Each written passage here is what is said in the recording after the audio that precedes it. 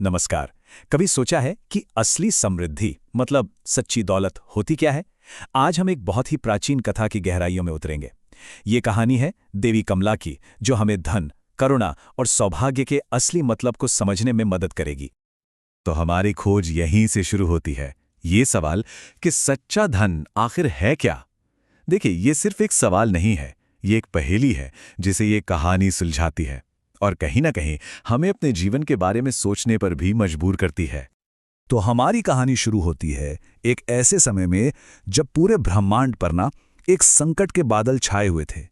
ये वो दौर था जब असुरों का आतंक था और हर तरफ बस निराशा और अंधकार का ही राज था।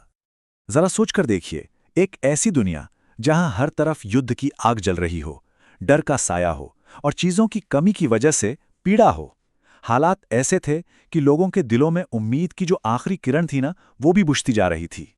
और ये संकट इतना गहरा था कि इसकी आंच देवताओं तक भी पहुंच रही थी। उनकी जो दिव्य शक्ति थी, उनका जो तेज था, वो भी फीका पड़ने लगा था। और ये इस बात का सबूत था कि स्थिति अब किसी के भी नियंत्रण से बाहर हो चुकी है। और इसी गहरी निराशा में सारे देवताओं ने एक आखिरी उम्मीद के साथ भगवान विष्णु की शरण ली।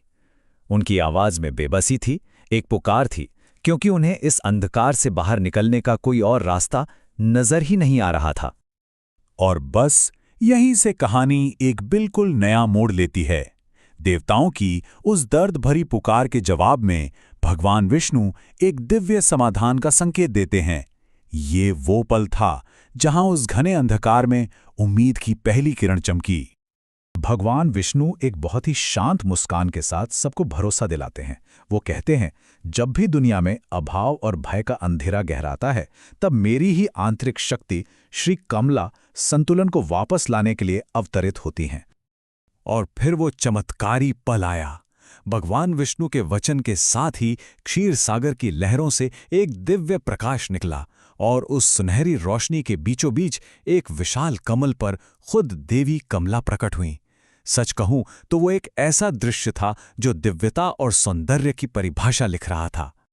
उनका रूप अद्भुत था, कोमल गौरवर्ण, चार भुजाओं में कमल जो पवित्रता का प्रतीक हैं। उनके हाथ आशीर्वाद की मुद्रा में थे, जो मानो हर डर से मुक्ति का वादा कर रहे थे। और उनके चरणों से सौभाग्य की एक धारा बह रही थी, जो इस बात का संकेत थी कि समृद्धि अब लौट आई है। लेकिन देवी कमला का आना सिर्फ संकट को टालने के लिए नहीं था। नहीं, वो अपने साथ एक ऐसा गहरा ज्ञान लेकर आईं जो समृद्धि के बारे में हमारी सोच को हमेशा हमेशा के लिए बदलने वाला था। उन्होंने देवताओं से जो कहा, वही इस पूरी कहानी का सार है। उन्होंने कहा, धन केवल सोना नहीं है। ये एक बहुत ही सीधी लेकिन उतनी ही गहरी सच्चाई है।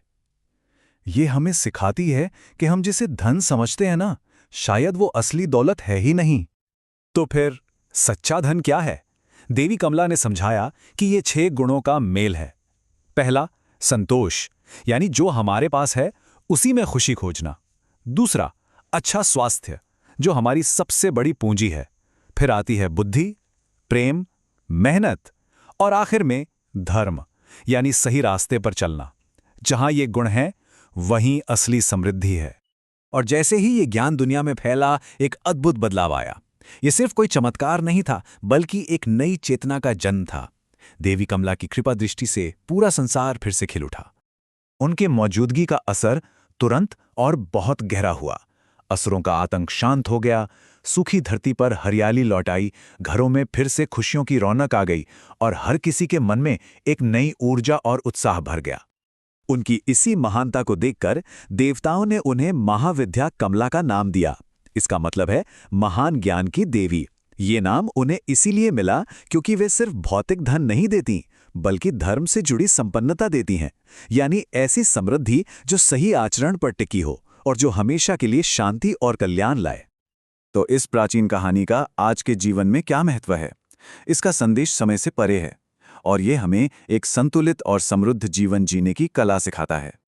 ये कहानी हमें सिखाती है कि स्थायी समृद्धि एक इमारत की तरह है जो 4 मजबूत खंभों पर टिकी होती है। सद्भाव, यानी दूसरों के लिए अच्छी नीयत रखना, श्रम, यानी ईमानदारी से मेहनत करना, नम्रता, जो हमें जमीन से जोड़े रखती है, और धर्म, यानी सही रास्ते पर चलने का संकल्प। और आखिर में ये कहानी हमें एक शाश्वत सत्य की याद दिलाती है कि गलत रास्ते से कमाया गया धन कभी भी सच्ची खुशी नहीं दे सकता। असली दौलत तो ज्ञान, स्वास्थ्य, प्रेम और आत्मनियंत्रण में छिपी है। यही वो खजाना है जो हमें स्थायी शांति की ओर ले जाता है। और इसी विचार के साथ हम इसे यहाँ समाप्त करते हैं। ये कहानी हर किसी को अपने अंदर झांकने के लिए प्रेरित करती है और ये सवाल पूछने पर मजबूर करती है कि किसी के भी जीवन में सच्ची समृद्धि आखिर है कहाँ। शायद इसका जवाब भौतिक चीज़ों में नहीं, बल्कि हमारे अपने ही गुणों में छिपा है।